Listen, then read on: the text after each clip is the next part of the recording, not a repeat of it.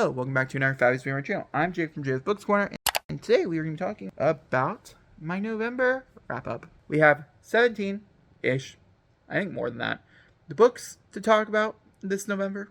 And I'm also going to be telling you if they popped up in any videos or anything, and I'll link you to them, or if I read something that's going to be popping up in a video soon to you, okay? I'm going to go in no specific order, because I actually don't know what order I read them in.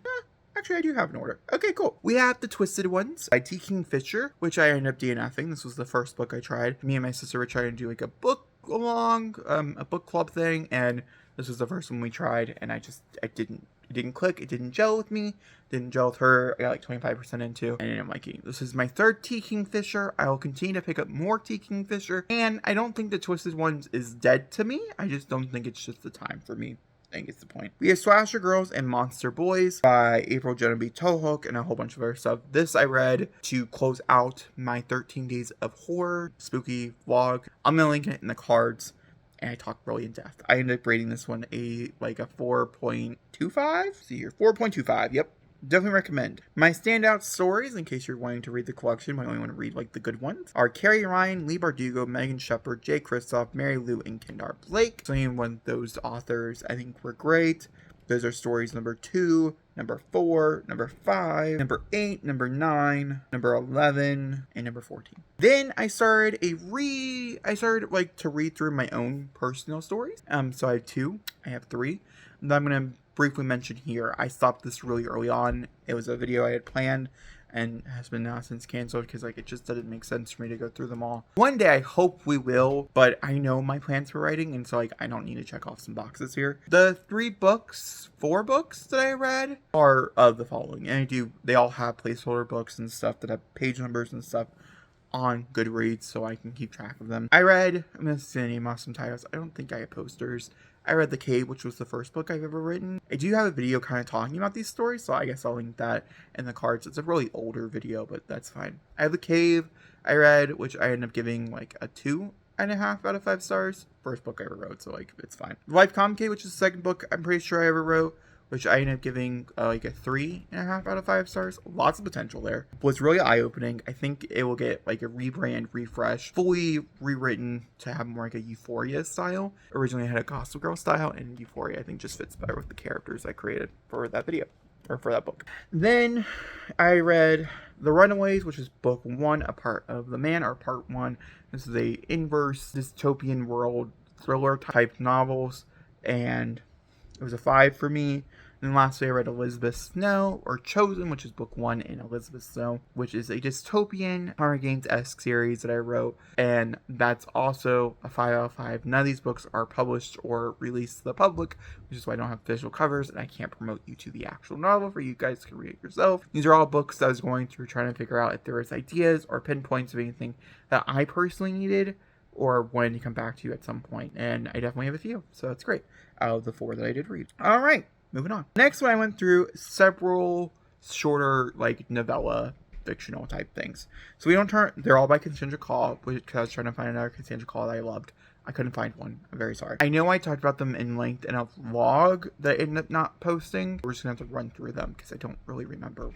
Don't Turn Off the Lights, I ended up giving a 3 out of 5 stars. I want to say this is about someone experiencing someone dying next to them in a very gory way, but that's what I think it's about. Some Breakable Things, which was originally going to be a 5, ended up being a 1. That's what I do remember them. This is about a toxic relationship with father and a daughter, and ended up being a 1 star, so sad. And I also read The Deathless Bones, which I gave a 4, even though I do not remember what this book's about.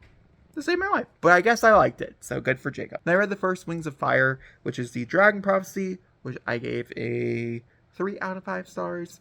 This is a middle grade series that I did read for my own enjoyment, but also to figure out what my little sister was reading, and it's very violent, and that's the only thing I took away from the book. I am planning on reading the next one and probably the next 50 or so in the series. Let me know if you guys want me to review them in a longer form than just shouting them out at rap. Because I can do that. Then we have The Empress of Salt and Fortune by Naivo, I think is how you pronounce it, which I gave a 4 out of 5 stars. This is another very short novella-esque fiction, but this is a high fantasy one. That's beautiful. It's a a gay romance at its heart, which I love. Want to say it's lesbians, which is also amazing. And it's all about like folklore and passing on stories and stuff like that, which all things I very much care about. Then we have Front Desk by Kelly Yang. This was a recommended to me either through Amazon, which is funny, or through Goodreads. One of them, it was one of the advertisements the author or the publisher bought out, and it did entice me, and I did read it. This is about a Chinese American family coming over in 1980s, I want to say, between the 70s to 90s, somewhere in there. I guess I could click on it to truly learn the information, right? It does not tell us. That's fine. Maybe it's not.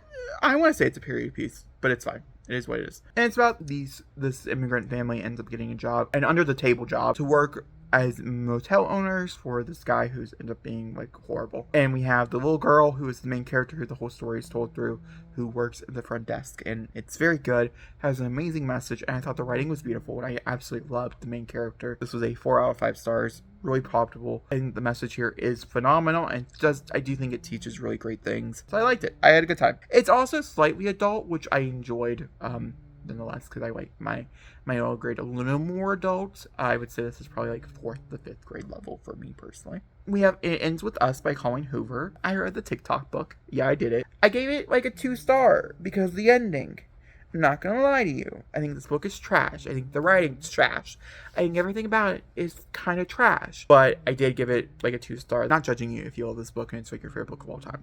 No judgment whatsoever. I understand why it could be, and I also understand why it hits a lot of people, mostly because of that ending. But either way, we have this girl. She ends up like getting like a flower shop and stuff, and she's meeting a guy who ends up not being the best. And she ends up meeting another guy as well throughout the story, and it's about their relationship, her and this first guy, and her running the flower shop and stuff. And it just did not work for me. I thought the ending worked really well, but I just don't think I don't like Colleen Hoover's writing and stuff. I think that's what the really main thing here is. Also, for some reason, for me personally, she read super young, which did not help at all. Like, she read younger than what I think she was supposed to. But we also read Marionettes and Wicked Souls this month. I have reviews talking about these. I don't want to go into too more details, but this is a 5. This is a 4.5. Yeah, this wasn't a perfect 5. This, actually, I think, on reread, this is actually probably like a 4.5, and this is actually a 5, but it doesn't matter. This stars Valerie Darkmore as she is training to become a marionette, which is a bodyguard for vampires in this world. She is a blood witch. She is the last of her kind, and it's super duper good. Very dark, very steamy, and yeah, these are self-published. They're written by a booktuber here, and it's phenomenal. The 3rd book just came out, and a spoiler review will be coming to you very shortly for it, which it's exciting. Then I got into a Marvel kick due to the fact that Black Panther Wakanda Forever came out, and I read The Ties That Bond, which is volume 1 in the Black Widow series that started last year, I want to say. Super good. Super duper good. Then we have House of Hollow, which is by Crystal Sutherland, which is one of the final books I read this month. That one I ended up rating a 3. This is about a group of sisters who can control people's emotions, essentially. Control people's emotion. It's over in Britain, and we follow our main character as she's searching for her other sister, as she believes she has gone missing. And it's super magical and whimsical, but for something it just didn't, there's like an element that just didn't really work for me, and it ended up taking me out of the entire novel, which it wasn't the best for me personally, but that's fine. Then we have Carrie Soto's Back by Taylor Jenkins Reid. This was a 5. Carrie Soto Back is one of my favorite books I read this year. It's definitely, which is crazy. I didn't really think I'd get any more favorites towards the end of the year, but it's very much in my top 10 for the year when I sit down to make that list. Carrie Soto follows Carrie Soto as she is a tennis player, and it follows her from the time she was really little to when she is coming back to make a comeback in tennis to beat this newer person who's breaking off her main title. Carrie Soto is a part of Taylor Jenkins Reid's bigger universe, but if you guys are curious to see what that means, I do have a whole video talking about the entirety of Taylor Jenkins Reid's backlog and things like that coming up very, very soon. I'll be talking about Carrie Soto's Back more prominently in that video as well. And those are the books, the 18 books that I read in the month of November. Let me know what you guys read, and I'll tell you guys all next time. Thank you for watching, and goodbye.